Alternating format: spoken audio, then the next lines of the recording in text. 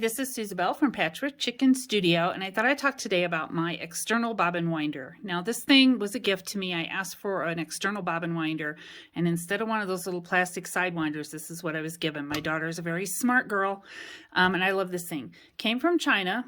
It has no English on it, came with no instructions, so I kind of had to figure out how to put it together and to use it. But the reason I have it is because I have a few machines where I can't get vintage bobbins, and trying to wind a more modern bobbin, it kind of gets stuck. This machine back here, this 319, is kind of that way. So I bought, have this external one. And I buy these large cones of thread for my common colors. So black, white, cream color, red, navy. And in order to thread this, I need to run through this there's a little loop back here. And the loop, and you can see that thread's in there now.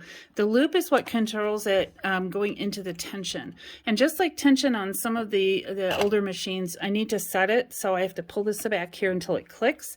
And now it's stuck in the tension unit.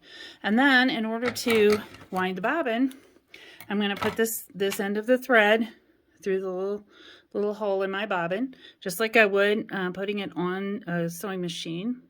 And this thing is super fast and super efficient, and I do wind a lot of bobbins for the work I do, and so to be able to just do a whole bunch at a time is great. And it has automatic shut off, so I'm going to go ahead and start it. If I need to stop it during the process, I can stop it with the red button. We're going to go ahead and start. And you can see it's running really fast, and it is going to go ahead and wind this bobbin and stop itself automatically when it's full. It's awesome. I love it. And there you go. I am now ready to start sewing.